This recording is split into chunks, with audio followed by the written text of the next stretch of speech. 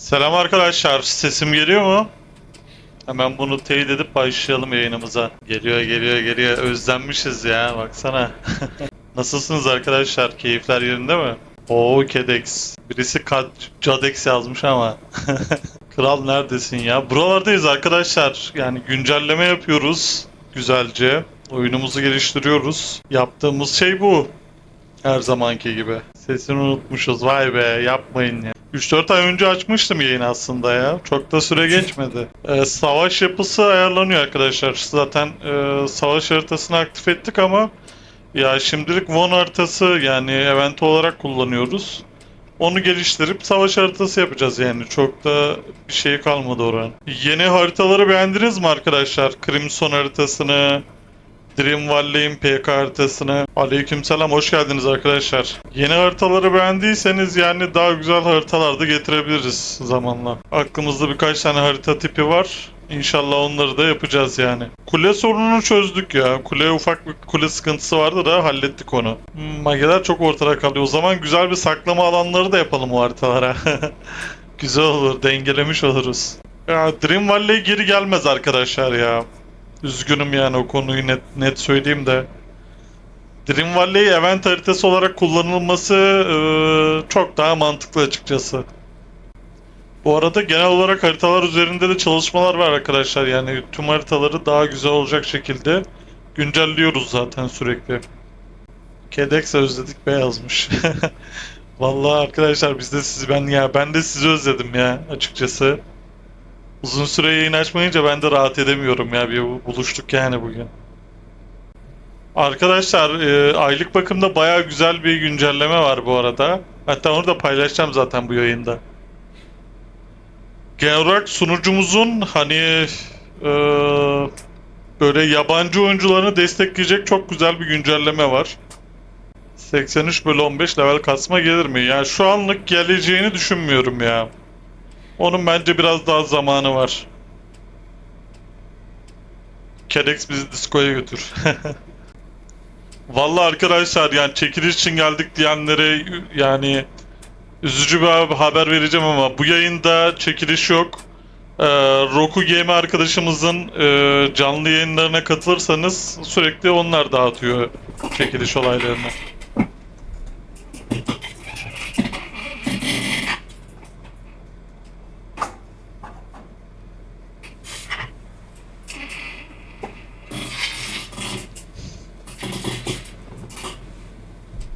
Şu anda yeni bir item, zırh vesaire yani öyle bir güncellememiz yok arkadaşlar.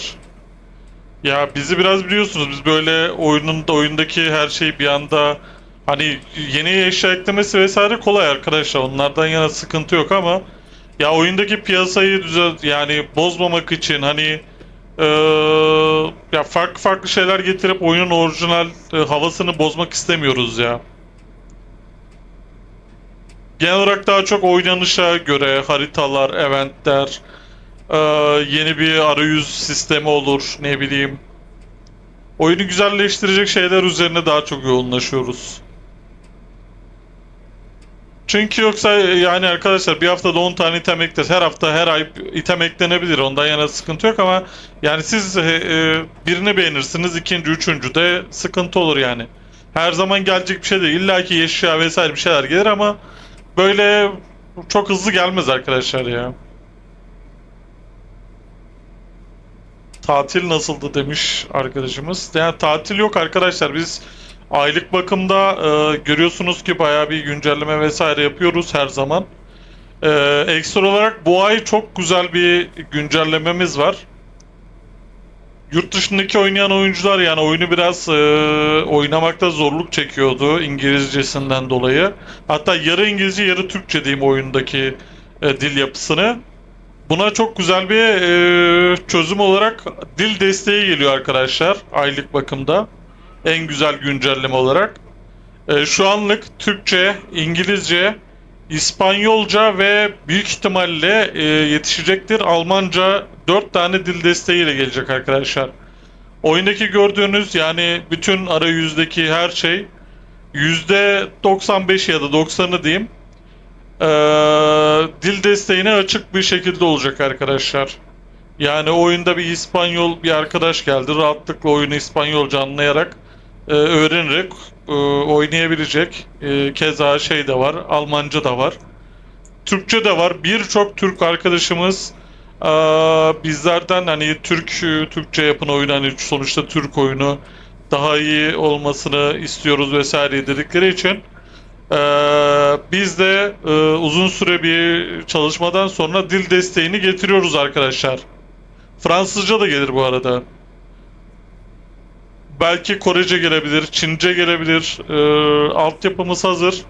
Ee, Böyle yaklaşık 8-10 dile hitap etmeyi düşünüyoruz arkadaşlar. Bilginiz olsun. Bu da ne işe yarayacak? Türk yani oyunu bilmeyen, İngilizce bilmeyen arka oyuncular için Türkçe dil desteğiyle ekstra yeni oyuncular vesaire, e, yani oyuncu sayımızı arttıracak hamleler yapıyoruz yani sürekli. Ve oyunumuzun tabii ki de kalitesini de arttırıyor bu tarz güncellemeler. Yurt dışı oyuncular için MS düzenlemesi olacak mı? O birazcık zor arkadaşlar. Yani VPN'le vesaire düşürebilirsiniz, düşürürsünüz. Yoksa ya çünkü sunucularımız Türkiye'de olduğu için MS'de çok fazla iyileştirme olabileceğini düşünmüyoruz.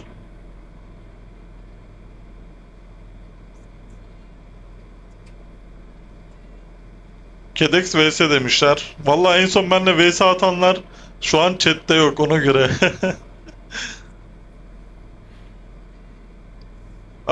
Yurt dışından bir problemi de telefon onay. O tarz bir problem olduğunda canlı destek veya tık açarak e, hesabınla alakalı işlemleri yapabilirsiniz arkadaşlar. Bilginiz olsun.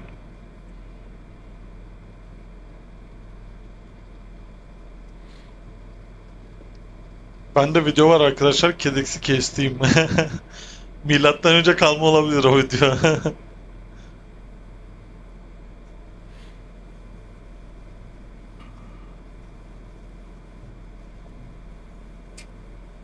Press Heal el kaldırma süresi. Yani yaklaşık 3 yıldır aynı, yani onun süresi, bir anormallik olduğunu düşünmüyorum açıkçası. Ortak CZ etkinliği sürekli yapılıyor arkadaşlar aslında. Hani en son bir ay önce devam ediyordu. Ondan sonra ufak bir ara verdik. Tekrar yapılabilir tabii ki de. Niye olmasın?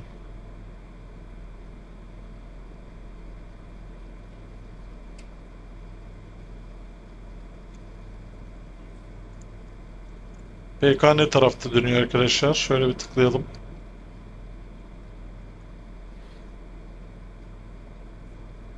Bugün Ares'teyiz. Bir dahaki yayında da Ultimate'de olacağım arkadaşlar.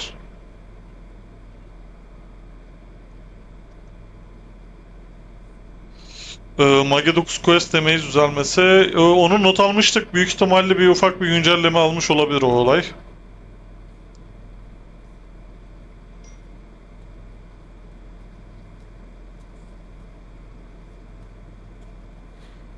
Müzik sesi fazla geliyor mu arkadaşlar? Nasıl?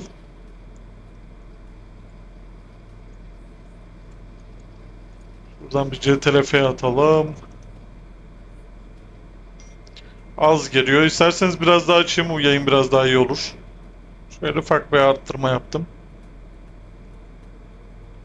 Inventory bakalım bir demiş. En merak edilen şeylerden birisi. Tabii ki de.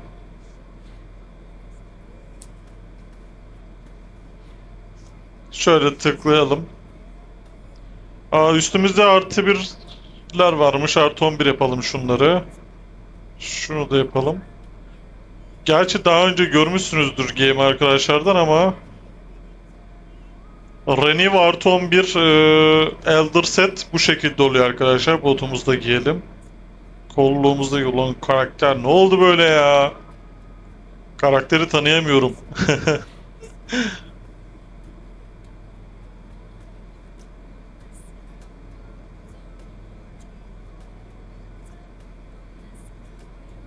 Arkadaşlar Ultimate Dares'in yakın zamanda bir birleştirme olayı yok. Bilginiz olsun. Öyle bir şey yok yani şu anlık. Yani yakın olduğunu düşünmüyorum yani açıkçası.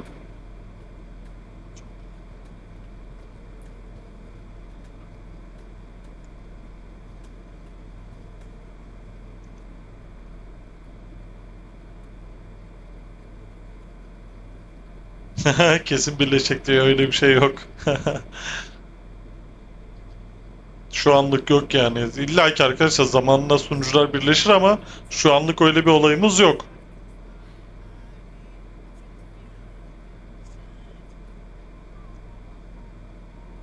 Artı 21 nasıl duruyor? Yani bunun sönmemiş hali gibi düşün. O şekilde.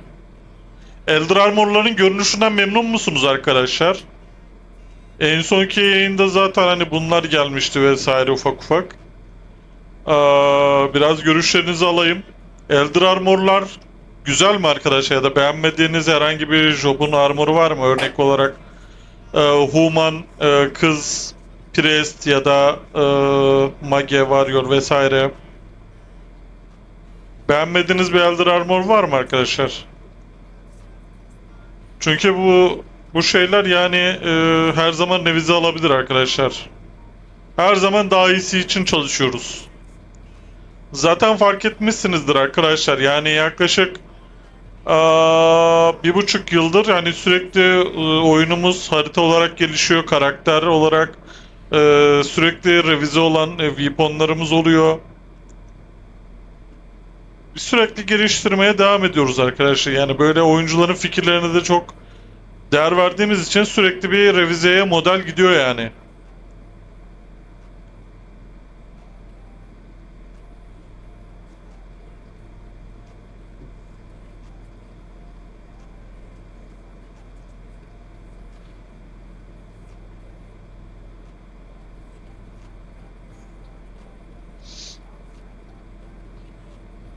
Farm'dan Elder ne zaman çıkacak? Şu anda öyle bir planımız yok arkadaşlar. Bu şekilde daha iyi ya. Çünkü öyle slotlara koyarsak bu sefer slotlarda belirli bir ırkın üstünlüğü olacağı için solo oyunculara hitap etmeyebilir ya. Kadın karakterler geri gelsin. Doğru bir öneri. Hatta Human'da erkek pres yok galiba. Onu da getireceğiz.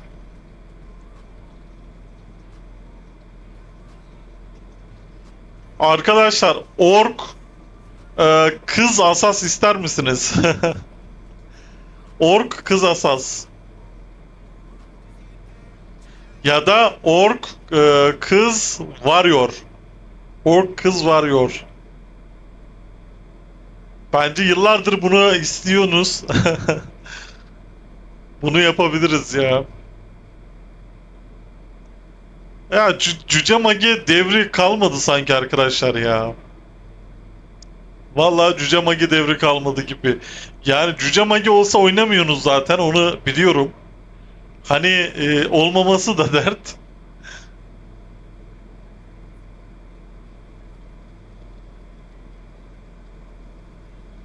Human barbar var. Ya çok gereksiz o bence ya. Warrior'da erkek var. Hani bir daha barbarı biraz saçma oluyor. Bir de üstüne kız varıyor. Hani Human kız varıyor da önemli gerçekten.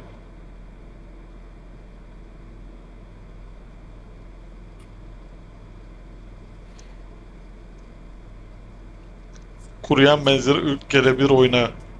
Arkadaşlar elfleri getirmemiz yok mu ya? Yüzüklerin Efendisi'ndeki elfleri getirmemiz yok mu? Üçüncü bir tohum açalım.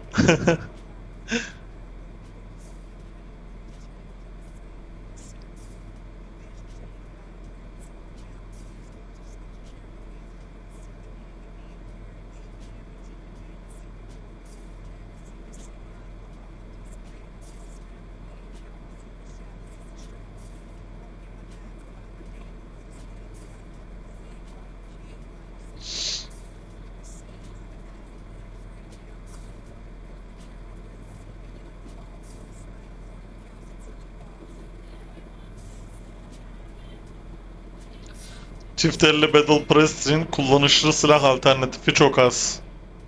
Aslında diğer joblara göre de normal gibi ya. Yani Asas'ın taktığı dagger'lar da sayılı, okçunun kullandığı o bow'lar da sınırlı. Aslında çok fazla item olmamasından kaynaklı.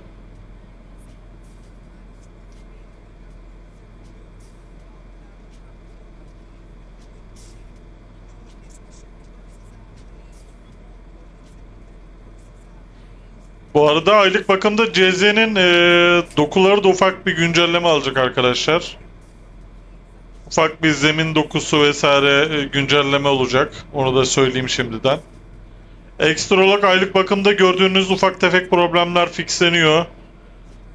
Bir süredir devam eden.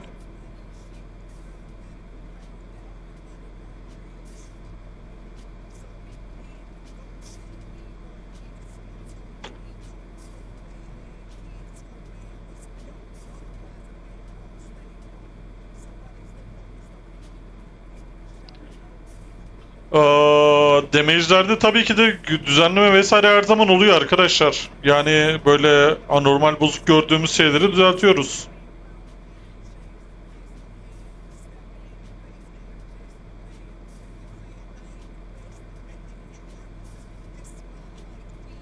Int press neden yapamıyoruz? Çünkü bence int verip atak vermek çok saçma. Yani ya STR vereceksin ya int verip, yani sonuçta defans armor eşyaları int de çalışıyor o yüzden.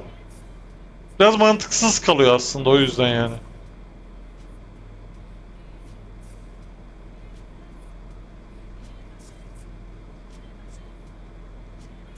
Aga be, 80'leri taşıttılar valla. Maria'yı düşürdüler.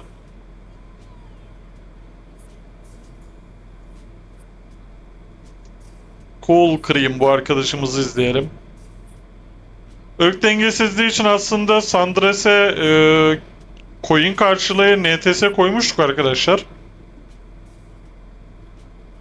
Hopestop Dagger çalışıyor. Onu istediğiniz gibi deneyebilirsiniz. O çalışıyor arkadaşlar.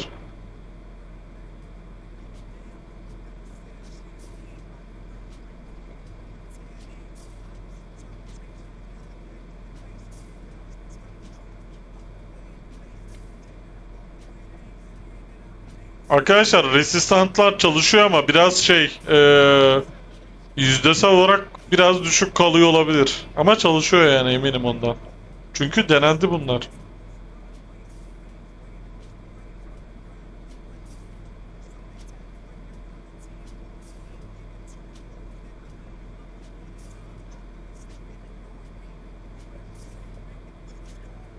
HP azaldığında master yansın demişler. Mantıklı olabilir. Ama şöyle bir şey var. Mobil bir oyunda sürekli efekt patlaması iyi bir şey değil bence.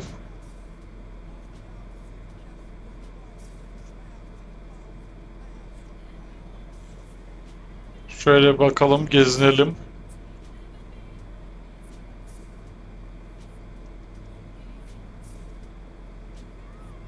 Şöyle bir warrior arkadaşımıza girelim.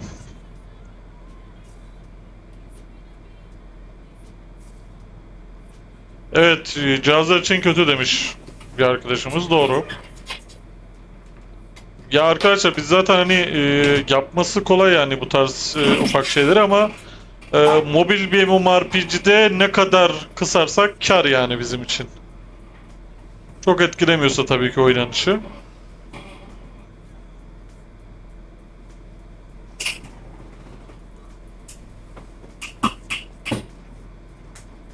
Yani mantıklı olabilir o öneri. Sandres'in normal SC'lerin bir tık üstü coin karşılığı demiş bir arkadaşımız. Mantıklı olabilir.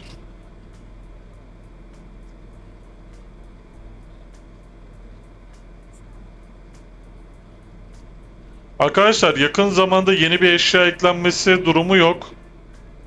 Onu netleştirelim. Yani yakın zamanda, önümüzdeki en az bir ay boyunca öyle bir o alakalı bir şey yok. Ya ondan sonra da oyunun durumuna vesaire bağlı olaraktan gelişir yani bu tarz olaylar.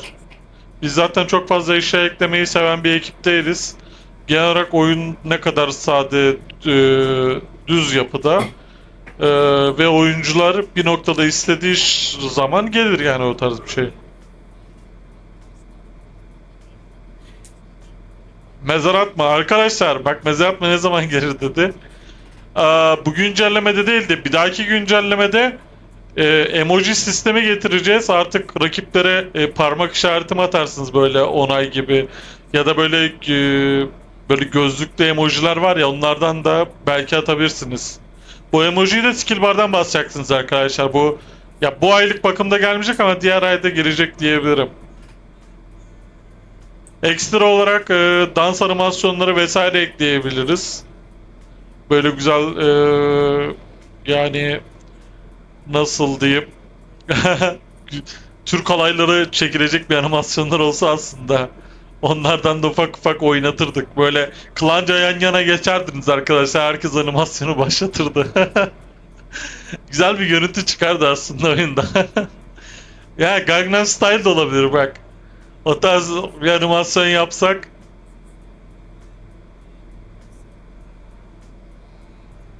Yazılımcı arkadaşımız da aslında var ya bütün klanları böyle dans edilecek şekilde böyle ipe dizse var ya hani böyle ya yuvarlak ya böyle kare şeklinde ne bileyim circle şeklinde de olabilir. Yazılımcı arkadaşım bunu yaparsa bayağı güzel içerikler çıkar aslında.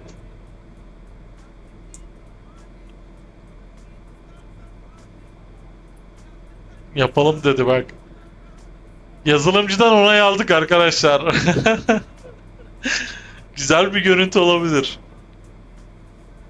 Evet, ceza haritasını büyütmeyi düşünmüyoruz ya. Ya net olarak konuşayım onu arkadaşlar. Ceza haritasının şu andaki büyüklüğü gayet iyi. Mobile bir oyuna göre yani çok çok büyük bire.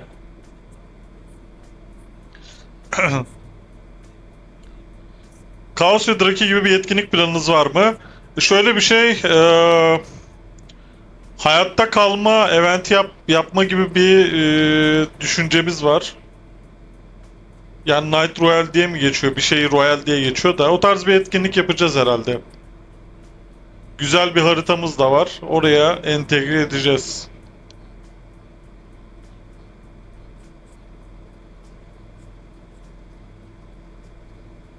Ölümsüzlüğün bug'ı var mı acaba Kedex Bey? Maalesef yok.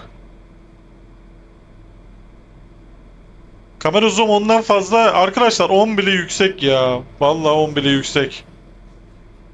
Gerçekten hani bana kalsa ya Magi arkadaşların çok fazla işine yarıyor. Şu bir eksi. Bu arada arkadaşlar eksiye kadar gittiğini bilmeyenler var mı aranızda? İlla ki vardır bu arada. Bu tarz eksi 4'e kadar yakınlaştırıp karakterinizi inceleyebilirsiniz. Bazı arkadaşlar sıfıra kadar gittiğini düşünüyor olabilir. Yüzlü SC. Hmm. Daha önce getirmiştik de neden iptal ettiğimizi unuttum ya onu. Niye iptal ettik acaba? GM kanadı Sundres'e gelsin. Zaten bir ay önce falan NPC'deydi zaten ya. Çok güzeldi yüzlü SC. Mantıklı aslında ya. Acaba ne zararı vardı?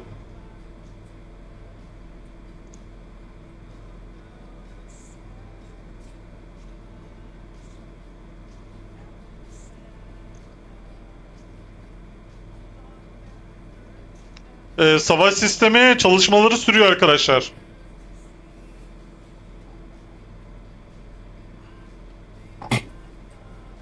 GB bar kırdırma gelse güzel olmaz mı? Yani karşılığında ne verecek ki gold bar kırıp?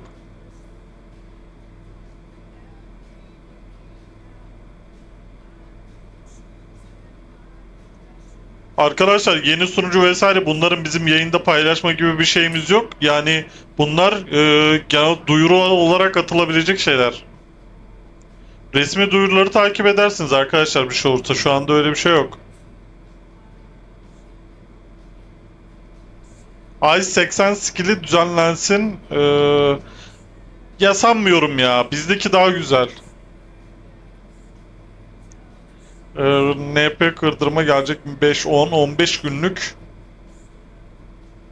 Arkadaşlar ben o olayı da sevmiyorum açıkçası. Çünkü biraz saçma oluyor ya. Arkadaşlar 50 sistemini istiyorsunuz. Okey. Yapması da kolay ama yani CSV'ye çıktığınızda 150 kişi bir klanla nasıl savaşacaksınız onu merak ediyorum. Bu sefer taşı sürekli bir klan alır gibi düşünün.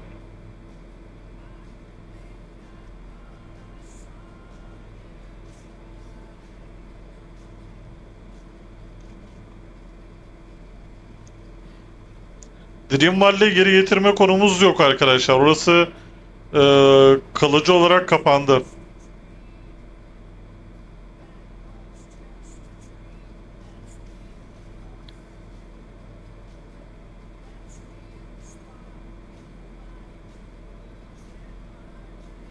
Aylık kasılan NP'nin iteme dönüştürülmesi, SC vesaire. Bu mantıklı olabilir.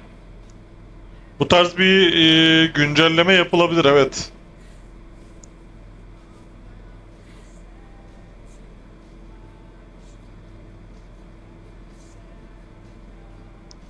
Baya güzel öneriler geliyor ya chatten. Vallahi arkadaşlar, zaten biliyorsunuz ki oyunun yapım aşamasından beri oyuncuları dikkate alarak oyunu geliştirdik. Şu an PK atan ya da farm atan, ne bileyim Avalon haritasında zaman geçiren, XP'sini kasan, eşya düşürüp craftlayan vesaire. Zaten çoğu öneriyi oyunculardan aldığımız mantıklı önerilere göre dizayn ettik. O yüzden de açıkçası şu an rahatça oynayabiliyorsunuz. Şu anda da bu yayında da bayağı bir güzel içerik gördüm. Hatta bir tane daha güncelleme söyleyeceğim. Bunu geçen yayınlarda söylenmişti.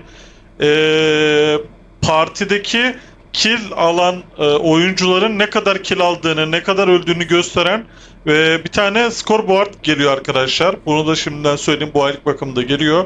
Partinizde örnek veriyorum, birinci kişi XXX nickli diyelim. 100 kill almış, 10 kere ölmüş ya da Priest, XXX Priest ne bileyim 5 kill almış, 10 kere ölmüş. Yani partinizdeki partinizdeki artık iyi kill alan adamları rahatlıkla takip edebileceksiniz. Bilginiz olsun. Bu aylık bakımda geliyor bu arada, güzel bir içerikti. Ve bu içeriği yayından yani yayında belirttiğiniz için biz ekledik arkadaşlar. Aynen, KDA sistemi.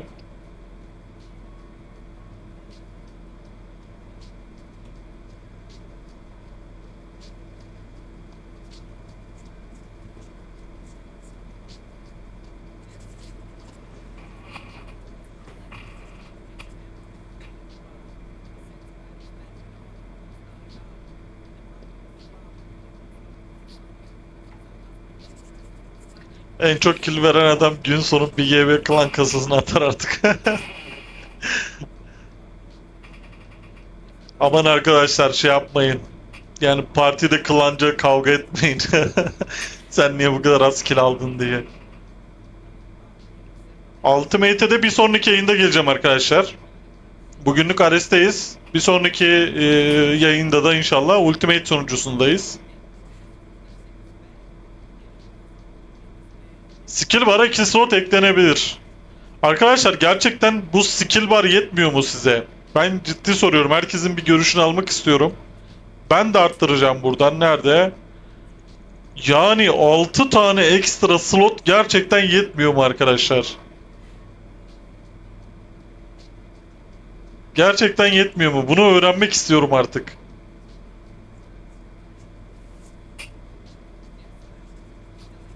Pres için de yetersiz. Ama sayfalama sistemi var. Hani bakın, oynuyorsunuz. Bas tuşa hemen F2, F1. Tık tık tık tık. Şöyle tık tık. Yani birazcık player'lık lazım arkadaşlar. Hemen o F'leri değiştireceksiniz. F2 sende var, bizde yok. Ben de vallahi tıklayarak yapıyorum arkadaşlar.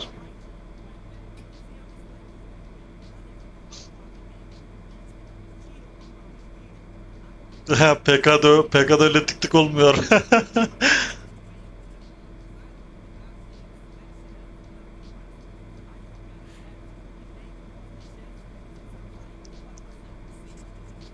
Yani biraz sayfalama mantığıyla oynanılması lazım gibi ya.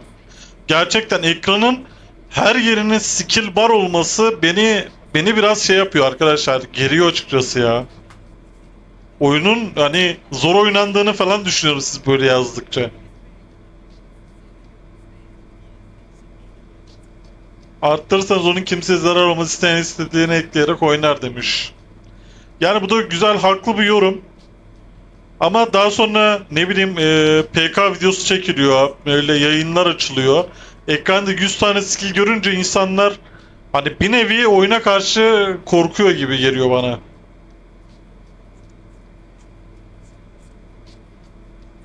Ama yine de not alalım ya. Bu sefer yazılımcı arkadaş iyi bir hasbihal edeceğiz. Düşüneceğiz bunu.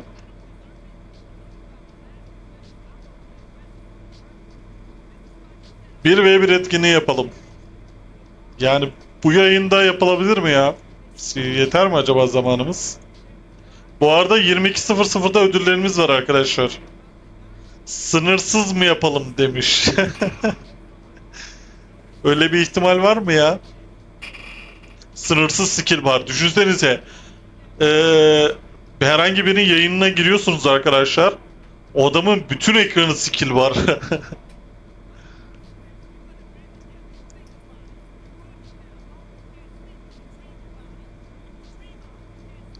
Sandres'e Dragon kanat getirmişsiniz. GB ile alınan.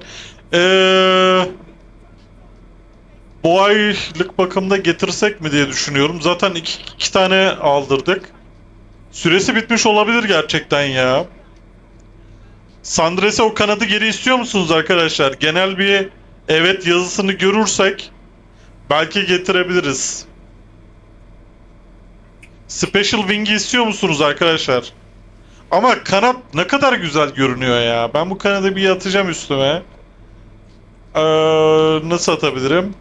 Ama bir saniye yazılımcı arkadaştan bir kod almam gerekiyor.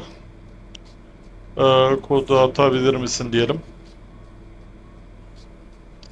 Herkes güzel duruyor diyor. Gerçekten o kanadın çok ayrı bir olayı var ya. Bu arada yani oyuna ilk eklenen kanat bilginiz olsun. Burada bakalım takan var mı? Göremiyorum. Gerçekten süreler bitmiş. O kanat NPC'de satılırken çoğu kişi alıyordu ya. Görüyordum. Belki orklarda vardır. Ork arkadaşlarımızı bir gezelim. O abi kimse de kalmamış ya. Gerçekten kalmamış. O kanadın getirilmesi lazım. 5 tane alalım hatta. Yok yok o fazla. 2 tane alınsın yeter.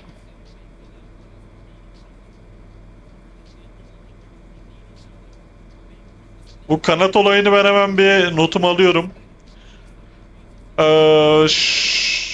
Şöyle.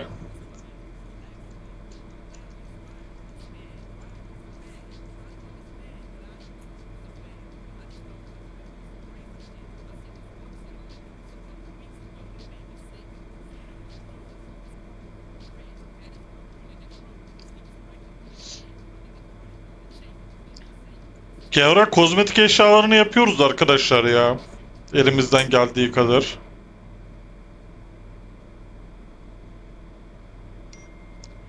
Magic Quest'in statı düşürülebilir mi demiş bir arkadaşımız. Onun olayı o zaten ya.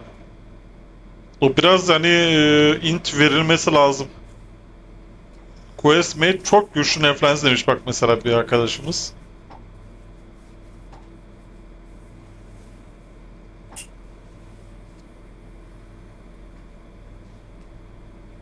İki adet sınır olmayıp getirirse güzel olabilir aslında demiş ya da 5. Ama bu sefer de değeri kalmıyor arkadaşlar ya.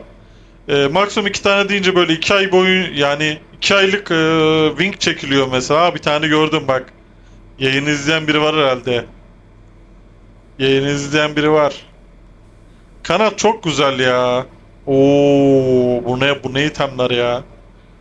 Paper 10 set basmış adam. Vallahi helal olsun. Bu ne? Ha, Renivon. Rüya karakter diyebilir miyiz arkadaşlar bu hesap için? Rüya BP karakteri. Onun da bir haftası mı kalmış? Bak tam güncellemeyi tutturmuşuz ama 2 ay önce gelmiş. Demek ki. Hı, evet evet. Bu kanadı getirelim. Güzel GB'siler oyundan.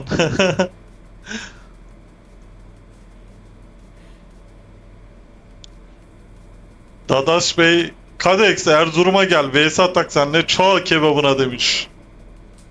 Yani güzel bir teklif. Bunu değerlendireceğim.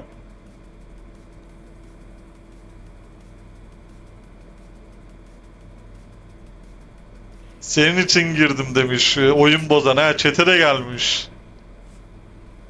Teşekkür ediyoruz kendisine.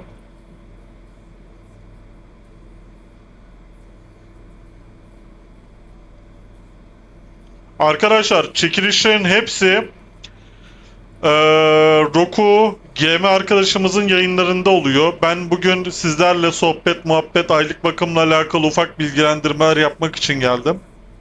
Aylık bakımda parti scoreboard geliyor. Yani partideki oyuncuların kaç kill aldığını, ne kadar öldüğünü görebileceğiniz bir sıralama geliyor. Buradan takip edebileceksiniz. Parti yayından açılacak. Ekstra olarak dil desteği geliyor arkadaşlar. Oyunumuz Türkçe, İngilizce, İspanyolca, Fransızca ve Almanca olarak dil desteklerini sunacağız. Hem yani çok hızlı olarak da yeni dilleri de ekleyeceğiz. Yeni dilden kaynaklı da Türk oyuncularımız daha çok hani oyunu oynamakta kolaylık çekecektir. Uzun vadede de çok işimize yarayacaktır yani oyunu anlatma kısmında. İnşallah hepimiz için hayırlı olur arkadaşlar bu. Ben beğeneceğinizi düşünüyorum. Belki çoğunuz bile Türkçe yapabilirsiniz oyunu. Belli olmaz. Hadi İngilizceye alıştınız. Olabilir ama Türkçesi de tatmin edebilir. Ekstra olarak yani aylık bakımda gördüğünüz ufak job problemleri, arayüzdeki ufak hatalar vesaire bunların çoğunu fixlemiş bulunuyoruz. Genel olarak bir de yani bu yayından çıktı. Special Wing'i Sandras'a ekleyeceğiz arkadaşlar. Çok istediğiniz için sizleri kıramıyorum. 83 quest birlikte tarih aralıklarda aynen. Evet. 83 quest'i özlediniz mi arkadaşlar? 83 quest bayağı çekişmeli geçiyor aslında ya. Yapımı biraz uzun sürüyor. Bir hafta falan sürüyor galiba. Bir hafta 10 gün sürüyordur illaki çoğu kişide. Ee, Bir de yani quest sistemini değiştirme gibi bir planımız vardı arkadaşlar. Ya onunla birlikte 83 quest'i getirmeyi düşünüyorduk ama quest sistemi yetişmediği için belki yani eski haliyle bir tık daha aynı şekilde gelebilir. Çok keyifli oluyor quest almak. Gerçekten ya bir amaç oluyor, güzel oluyor. Ben de seviyorum ya. İzliyorum zaten sürekli.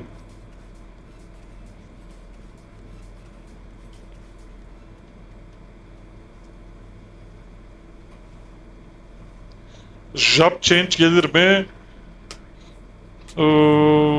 Yani çok sıcak bakmıyoruz ona ya.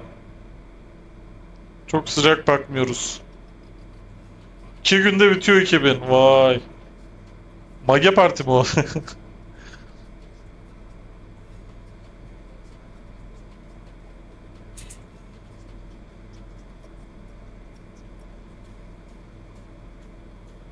Coin ile girilebilen Lucky Draw'lar gelebilmeli. Ee, Yani Lucky Draw'da şu an katılıyor musunuz arkadaşlar? Her gün 2 tane Lucky Draw var. Katılıp kazanan var mı arkadaşlar? Zaten eşya veriliyor genel olarak.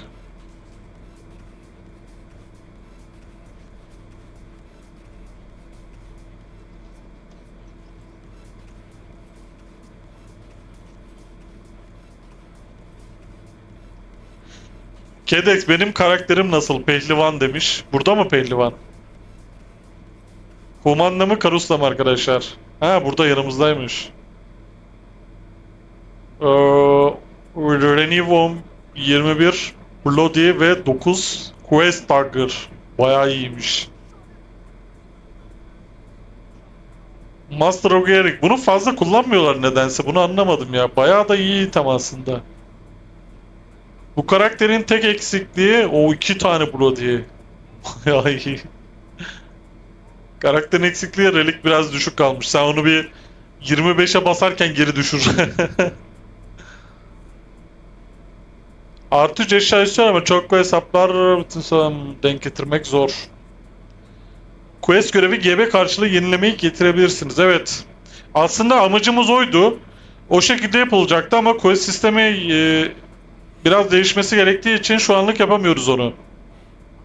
Ama yine de sizi kırmayıp bu aylık bakımda belki gelebilir diyelim, hani %100 yanıt vermeyeceğim. 83 quest gelme ihtimali var diyelim. Kaos etkinliği gibi bir güncelleme gelebilir. Notlarımızda var yani, bir gün yapacağız onu.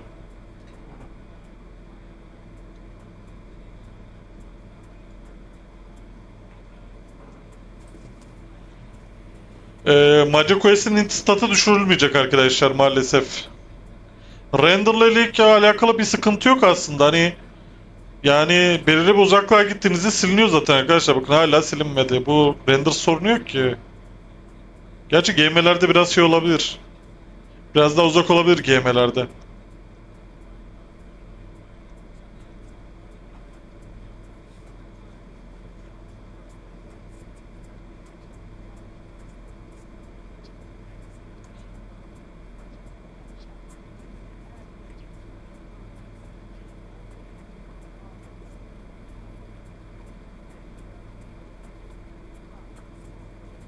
Old güncelleme getirin çöpe atıyoruz demiş bir arkadaşımız.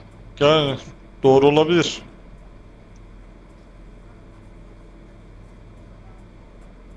Running artı basma kağıdı gelebilir ihtimali var mı? Upgrade yaptığımız zaman yanmayacak.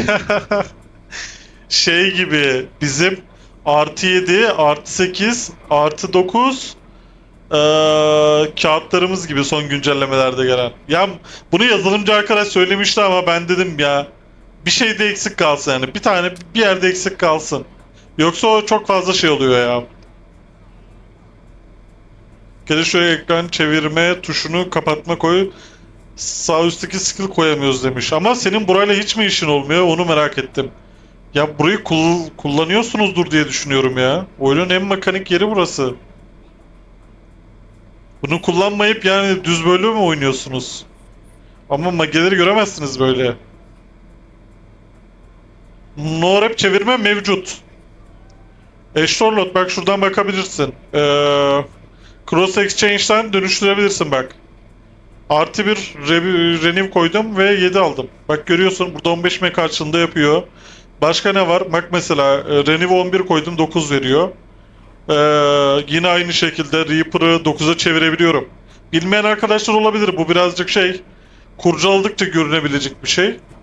Hatta bunu çevireyim isterseniz bakın. Artı 7'ye dönüştürdüm gördüğünüz gibi. Bu şekilde yapabilirsiniz. Teşekkürler demiş, rica ederim. Çok pahalı. Bence yani bazı şeyler için pahalı olabilir de böyle 8-9 eşyalar için pahalı değildir ya. Maden gelir mi? Maden gelebilir. Niye gelmesin? Maden, oltacılık. Bunlar getirmek istediğimiz şeyler arkadaşlar. Bayağı da güzel bir şekilde gelir bu arada getirirsek. Maden çok iyi yani. Şey, maden kazması zevkli bir şey ya.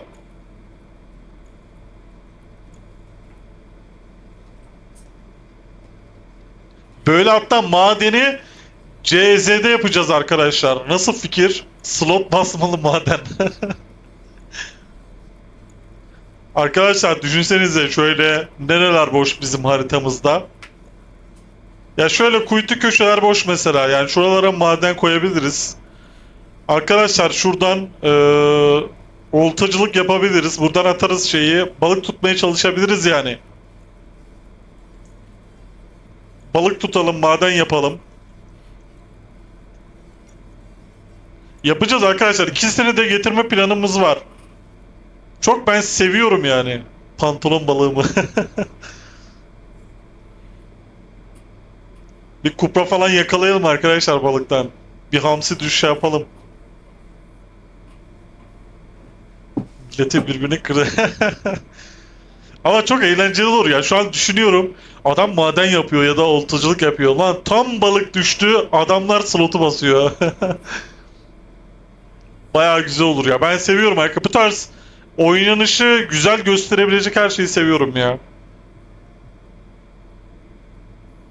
Yılbaşı etkinliği için planlarımız var bu arada. Yılbaşı etkinlikleri bir sonraki güncellemede olacak arkadaşlar. Bilginiz olsun.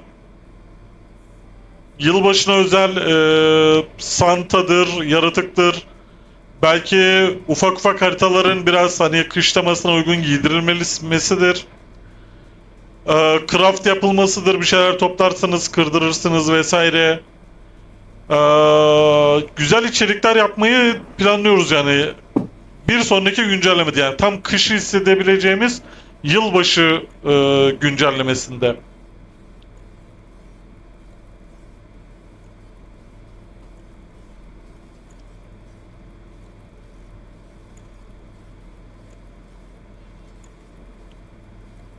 Ultimate ile Ares'in damage düzeni birebir aynı ya şu an. Hiçbir fark yok. Bu arada Magi 72 staff çok az vuruyor diyenler var. Onu güncelledik arkadaşlar. Ufak bir update aldı. Ama aylık bakımdan sonra güncellenecek tabii ki de.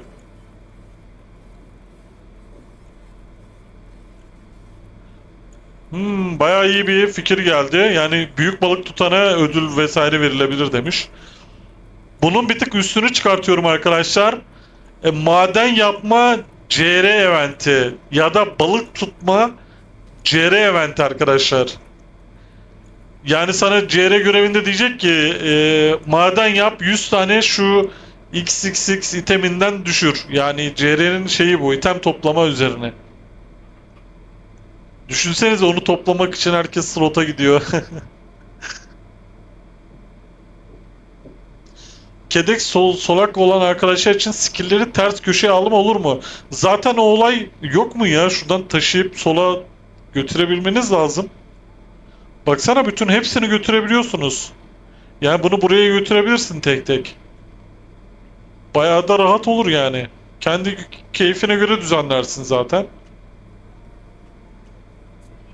Şu şekilde yapabilirsiniz. Ondan sonra da save dersiniz. Bayağı mükemmel bir özellik ya. Ben bunu çok seviyorum. Ha yürüme solda kalıyor. Pardon. Hmm, mantıklı ya. Ama ne bileyim ben hiç oyun oynarken yani solak bir arkadaş yani şey yapamadım ya. Sanki solak olsa da sağıyla oynuyormuş gibi geliyor bana. Nedense. Yani böyle bir şikayet varsa gerçekten yapılsa daha iyi olabilir. Ben ilk defa duydum arkadaşlar.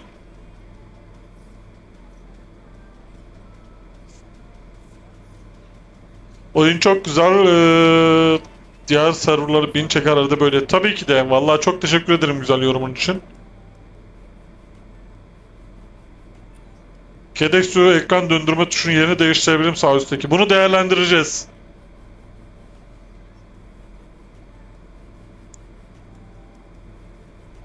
Kaoston kesildiğinde düşen bosslar çok çabuk ölüyor demiş. Okey. Bunu da arttırabiliriz. Niye olmasın?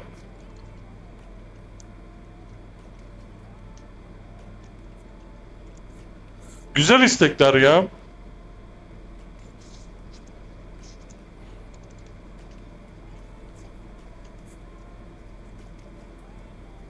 Ortak harita eventlerine devam edeceğiz arkadaşlar yine.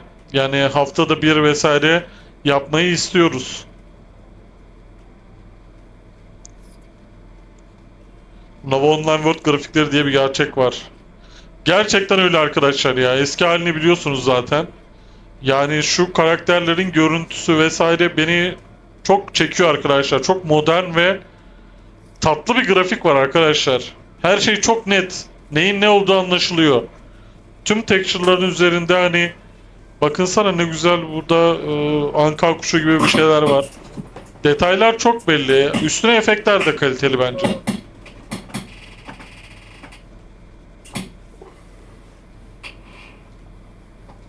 Etkinliklerde teslim olma çalışmıyor demiş bir arkadaşımız. Ya bunu denedik aslında, çalışıyordu. Nasıl bir sıkıntı var acaba?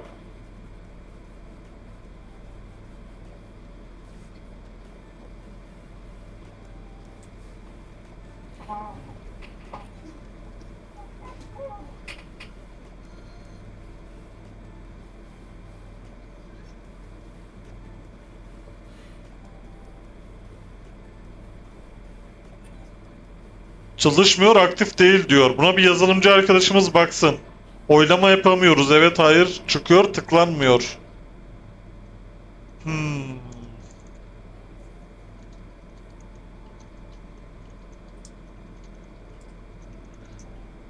Yani bunu denedik aslında da, Allah Allah ya. İlk günden beri böyle. Acaba daha önce hiç aranızda sur atabilen var mı arkadaşlar? Hani sadece birkaç kişide mi sorun var, yoksa hani sur atabileniniz oldu mu yani aranızda? Onu bir öğrenirsek bayağı iyi olur. Job değiştirme özelliği yok, gelmeyecek. Atılmıyor, hata veriyor bak yine. Hmm. Sur attım, çalışıyor demiş bir arkadaşımız. Bayağı bir kişi atamıyor demiş ama. Mezar atma gelmez de emoji atma gelecek. Sur çalışmıyor demiş. Bence de ya, job değişme gelmesin ya. Getirmeyelim yani, olmaz. Şu anda Ultimate Ares'in birleşme durumu yok arkadaşlar. Bunlar zaten resmi duyurularla gerçekleşebilecek bir olaylar. Ha, biz yayında herhangi bir bilgi vermiyoruz bu konularda.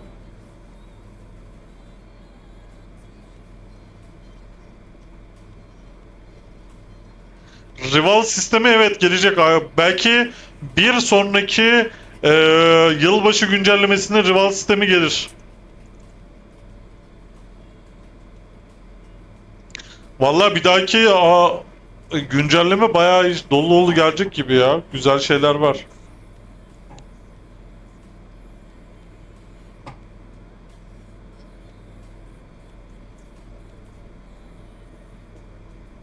Ha, sur atanın oyu çalışıyor, diğerleri oy veremiyor demiş. Hmm, anladım.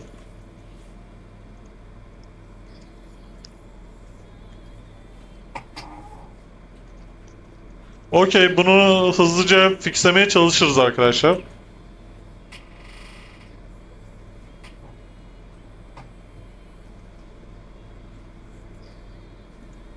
Bayağı da güzel PK var ya. Şöyle tıklayalım. Buradan da bir karşılıklı bir parti geldi. Şöyle bir preste fokuslanalım. Arkadaşlar, oyundan en çok zevk aldığınız yer neresi? PK mı? Farm mı? Upgrade kısmı mı? Hani pazar kısmı mı? Etkinlikler mi? Nereden keyif alıyorsunuz şu anda? Bone Fellow zamanları. Harbiden ya, çok kalabalık oluyor zaman. Güzel bir şey var. Upgrade batış anından demiş bir arkadaşımız. Pazar, etkinlik, farm. Guard ve güçlendirilmiş sant etkinliğinden. Farmcıları kesmek zevkli. Gökhan Bey, çekiliş olmayacak. Yani çekilişler için Roku Game arkadaşımızın yayınlarını takip ederseniz çok iyi olacak. Yine bu kanaldan yapıyor. Bu kanalı da takip edersiniz. GB Kill. Bu da iyiydi. Ortak CZ'den. O da güzel.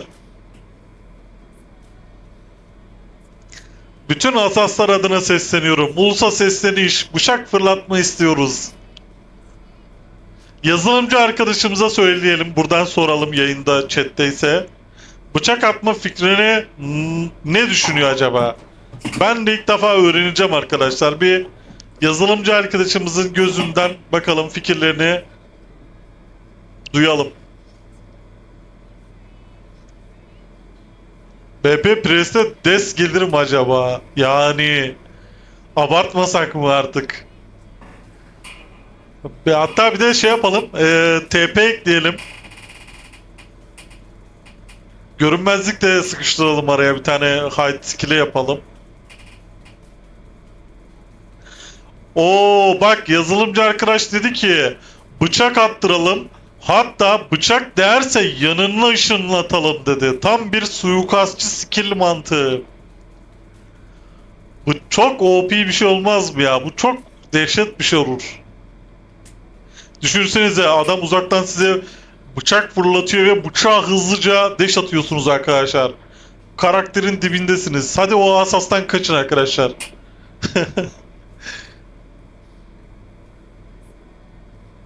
Nova atınca ekran sallansa. Bunu kesinlikle yapacağız bu arada.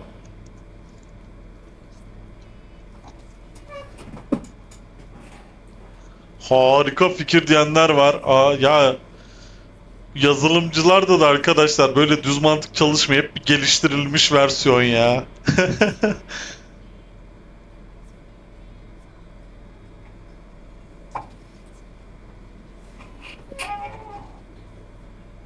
Klan Premium talep yoksa kaldırılır mı?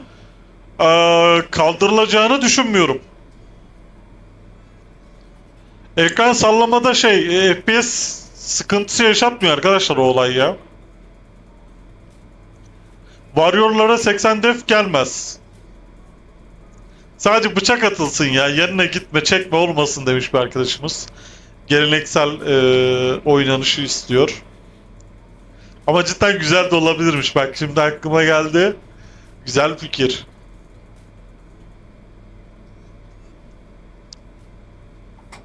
Warrior'lara küre gelsin. Warrior'lara 10k gelsin. Warrior'lar parti kurmak istemiyor galiba. Bu preslerden ne çektiniz ya? Kür gelsin, heal gelsin, görünmezlik gelsin. Arşiyamen sistemi mükemmel olur ya. O planlarımız da var ama görev sistemini biraz değiştirince bunu yapmamız lazım.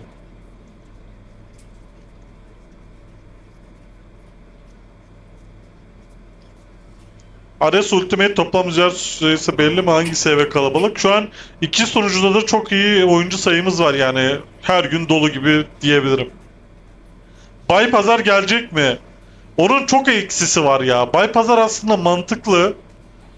Ama şöyle düşünün. Bay Pazar geldi. RT'li Shade Dagger'ınız var arkadaşlar. Ee, Örnek veriyorum, 5 tane Shade Dagger'ınız var. Bay Pazar'da normal, yani şu an gelmeden önce diyelim 100M. Bay Pazar geldi, herkes 90'a koyuyor, 80'e bay koyuyor. Adam 80 attıkça itemin fiyatı 85-90 oluyor bu sefer. Hani %10 %20 bir düşürme olayı var ya.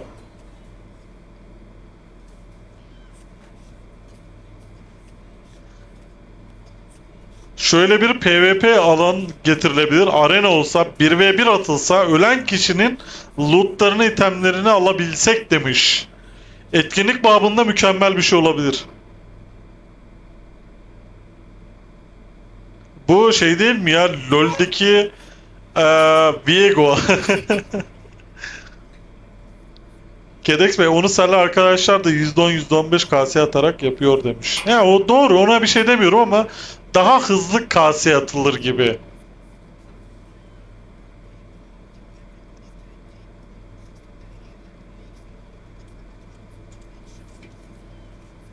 Ceze'de öldüğünde Goldbar gitse bayağı büyük sıkıntı olur.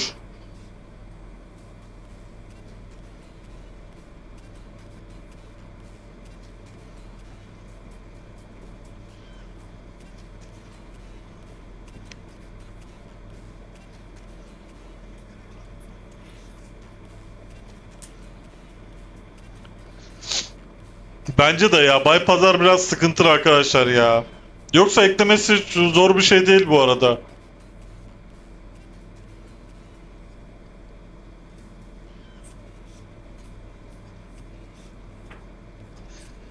He, lot item değil, direkt VS için başlangıçta bahis mali, o biraz sıkıntı ya oyunda.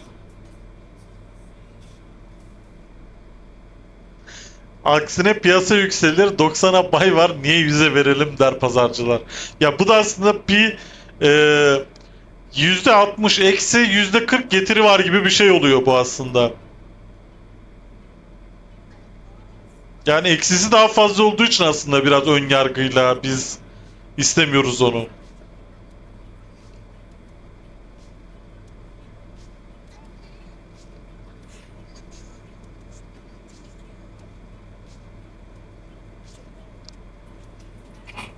Arkadaşlar event başlamış. Oo fena kalabalık bugün ya. Abo arkadaşlar ne oluyor? Bu arkadaşlar yani bayağı iyi bir oyuncu sayısı katılımı var. Çok keyifli olur ya bu event. Biraz izleyeceğim burayı. Turkish Airlines arkadaşımıza geçtik.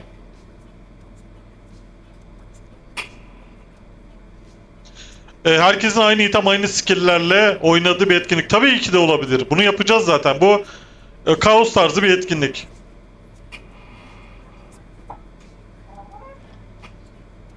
Felaket bir katılım var ya. Bu yaratığa tıklayamıyorum ama.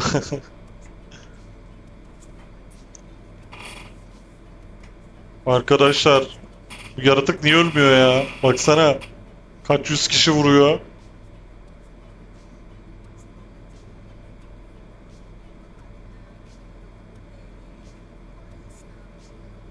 YouTube içerik üreticisi videoları çekiyorum demiş bir arkadaşımız. Başarılar diliyorum. Yani YouTube'da Nova Online World adına içerik çeken arkadaşları görüyorum. Arada bir uğruyorum, bakıyorum, beğeniyorum. Eline sağlık onların da yani çeken arkadaşların. Şöyle burada da bir Elder Dragon'umuz var. Chest var arkadaşlar bakalım. Bu chest'i kim kesecek? Yayında izliyoruz. Ben şunu bir resetleyeyim. Chest var, chest koşun. Bir tane chest. İlk gelen kapar bunu.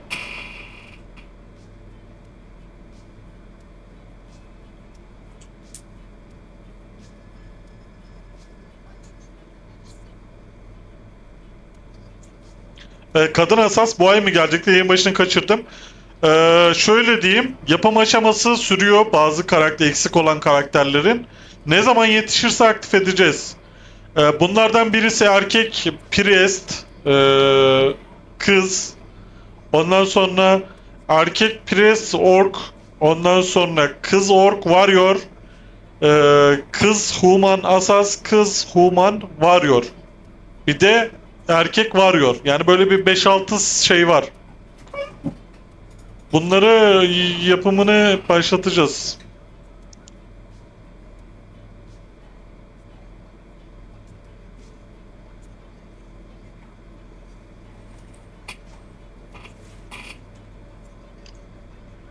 Barbar Warrior iyi değil ya arkadaşlar.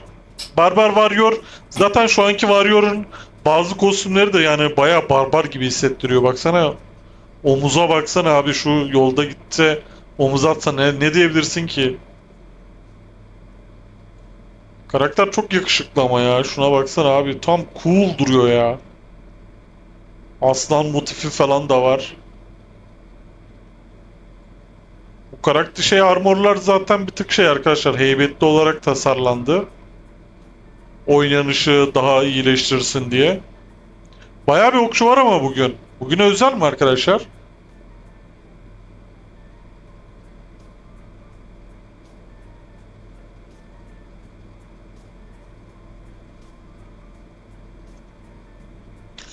Skill kaybolmayla alakalı bir video atabilir misiniz? Nasıl bir şey merak ettim açıkçası.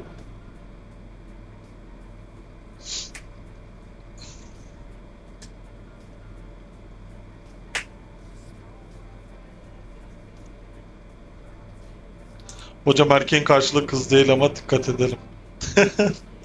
Ne alaka ya? Hani olarak cinsiyet olarak yani kız ork priest var ama erkek ork yok. O da ya onun demek istedim siz anladınız. Bay pazar gelebilir belki. Yani çok %60'a %40 dedim ama her an %50 %50 olabilir. düşünmek gerekiyor.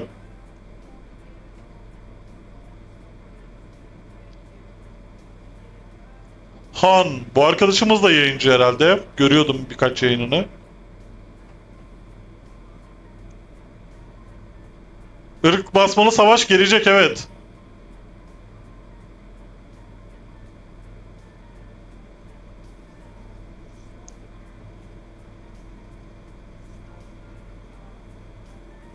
Iceland slot boşaltma gelsin. Aslında Iceland'da şey haritası mı yapsak ya? Eslar Gate'i PK haritası mı yapsak arkadaşlar? Böyle etkinlik olarak. Güzel olabilir aslında. Bir değişik bir tarz olur.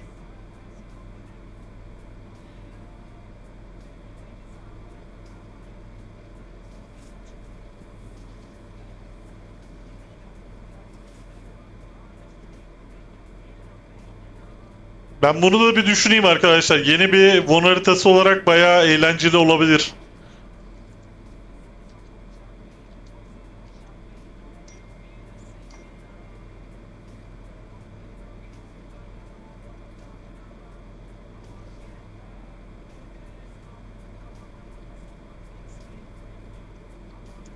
Arkadaşlar yayını bir 10 dakika içerisinde kapatacağım. Genel özet geçmek gerekirse aylık bakımla alakalı yani ufak bilgiler vereceğim. Arkadaşlar oyunumuza Nova Online World oyunumuza dil desteği geliyor. Türkçe, İngilizce, İspanyolca, e, Fransızca ve Almanca, yani bir iki tanesi gecikmeli olabilir. Birkaç gün arayla gelebilir. Dil desteğiyle bayağı bir Türk kullanıcımızı, İspanyol kullanıcılarımızı mutlu edeceğimize inanıyorum. Bu hepimiz için de iyi bir şey. Yani oyuna yeni yabancı arkadaşların dahil olması veya yeni Türk arkadaşların oyuna dahil olması bayağı iyi bir güncelleme olacağına inanıyorum. Ekstra olarak parti scoreboard olayı geliyor arkadaşlar. Partinizdeki oyuncuların kaç kill aldığını vesaire görebileceksiniz. Sandras NPC'sine e, Special Wing gelecek arkadaşlar. Önceden geldiği gibi coin karşılığında. Genel olarak bug'lar fixlendi. Geni üzerindeki Mage'nin alan bug'ı vardı. Onu fixledik. Bilginiz olsun. Bayağı bir iyileştirme var. Job dengelerinde ufak ufak ayarlamalar var. Ee, yani belki 83 quest de aktif edilebilir. Net olmamakla birlikte %50'deyiz şu an. Ee, eğer %100 emin olursak, düşünürsek bunu da getirmeyi düşünüyoruz. Genel olarak bu şekilde arkadaşlar, bilginiz olsun.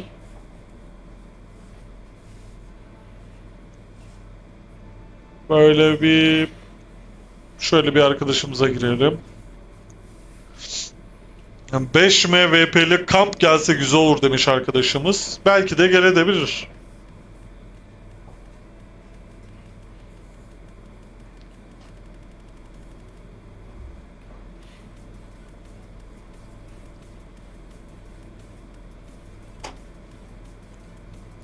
Arkadaşlar bugün hediyeler gönderildi bu arada. Bunları alabilirsiniz. Gördüğünüz gibi Mystic Defense ve Mystic Power Potion'ımız var. VP arttırma scroll'umuz var. Exp scroll'umuz var.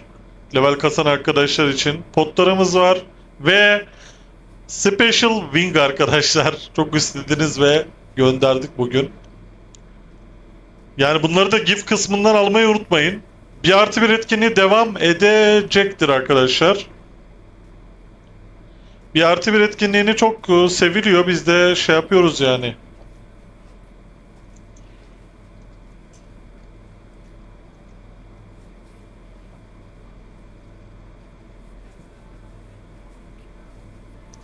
Üst pazar satıcıya PM gelebilir mi? Tradia 110 gibi konuyor. Daha büyük barlar olmalı gibi mesela. 50 GB'lik bar. Ya Actionos kullanabilirsin aslında. Yani Actionos kullanmayanınız var mı arkadaşlar? Bakın bayağı da güzel sistem. Çoğu kullanıcımız da kullanıyor burayı. Şu şekilde yani yüksek coin içeren eşyalarınızı burada sergileyebiliyorsunuz. Yani %5 vergi var sadece. Sahibine ulaşamıyoruz. Ya zaten buranın amacı zaten sahibine ulaşmaktan kasıt yani yüksek %5 oradan bir GB silindiği için PM atman saçma olur aslında orada. Aldıktan sonra nickini görebiliyorsun zaten. Onlara PM atsan o zaman oraya koymazsın ve %5 gidiyor otomatikman. Yani %5'in silinmemesi demek oyuna zarar yani. Ya sizin de istediğiniz şey oyundaki coin'in azalması sonuçta. Yani teklif verme gelebilir bu arada. Biz zaten öyle tasarlamıştık bunu. İlerleyen aşamalarda illaki buraya bir teklif ver vesaire gelir. Bayın yanında şey olur işte teklif ver butonu olur. Tıklarız oradan teklif mesela ne kadar 25 GB mi? Ben en az 25 yani 24 900'den başlatır. O tarz bir ayar yaparız. Teklif verme olayı mantıklı. Kuvayi Milliye. Baya güzel klanlar var oyunumuzda ya. Sağ olsunlar yani desteklerini esirgemiyorlar. Hepsine teşekkür ediyorum. Küçüğünden büyüğüne hepsi değerli bizim için.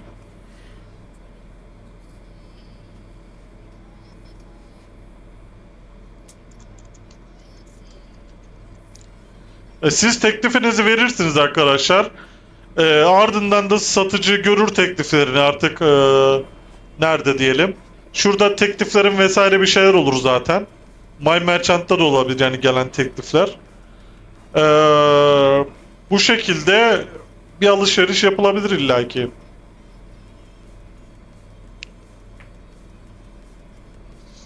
Baya güzel bir etkinlik ya. Bu etkinlik seviliyor baya.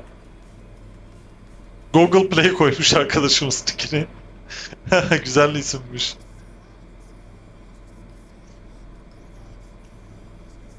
Bu arada kostüm armorlarının parlama özelliğini beğendiniz mi arkadaşlar? Üzerinizdeki eşyaya göre parlama şeyi oluyor.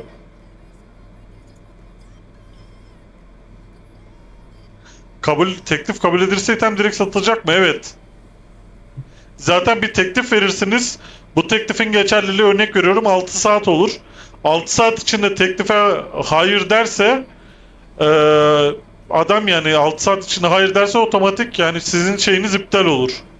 Teklifiniz reddedildi diye. Ama öyle bir teklif verdiğinizde üzerinizde o GB'nin olması gerekiyor sonuçta. Warrior'lara kür sukra istiyoruz. Bugün yeni bir karakter yaratıyoruz ya. Böyle Warrior gibi güçlü. Priest'in skill'leri, Assassin çevikliği.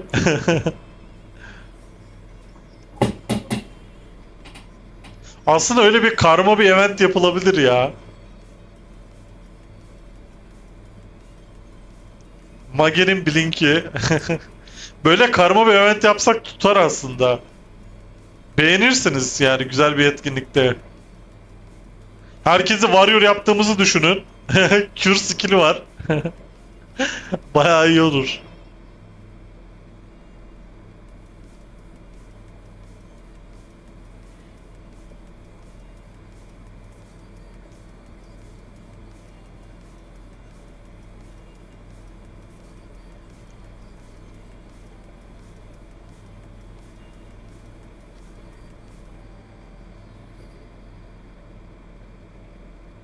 Ork kostüm kıyafetleri parlaklıkları yok gibi demiş.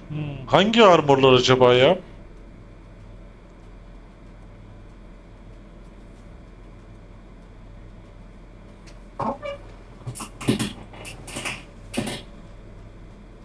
Aynen o mantıkta bir etkinlik olabilir.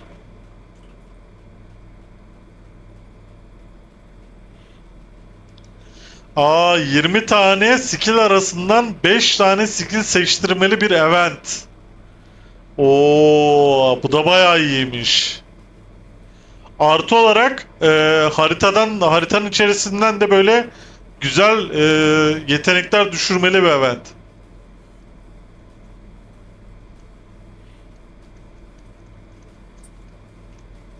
Bayağı iyi düşünceler var ya vallahi.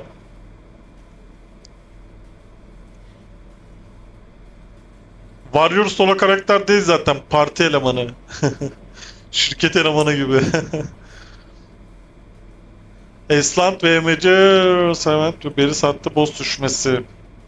Ya arkadaşlar ne yalan söyleyeyim, böyle çok safe bölgelerde boss yaratıklarını pek sevmiyoruz ya. Fikir sizden, oyun bizden, evet. Mantıklı.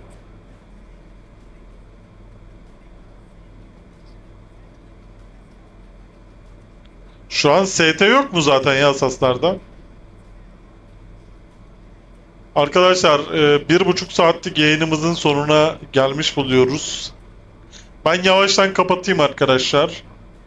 İzleyen herkese, zaman ayıran herkese teşekkür ediyorum. İnşallah siz de yayını beğenmişsinizdir. Yine aralıklarla yayın açacağım. Yani bu özellikle bir sonraki güncelleme öncesi yayın açıp yani bazı güncellemeleri göstermek istiyorum gerçekten. Bu ayda da güzel güncellemelerimiz var. Oyunumuzu bayağı iyileştirecek hamleler yapıyoruz. Zaten sürekli geliştirdiğimizi bilmenizi istiyorum. Zaten oyunda da görüyorsunuz. Kendinize iyi bakın arkadaşlar. Teşekkür ediyorum. Hayırlı geceler. Görüşürüz.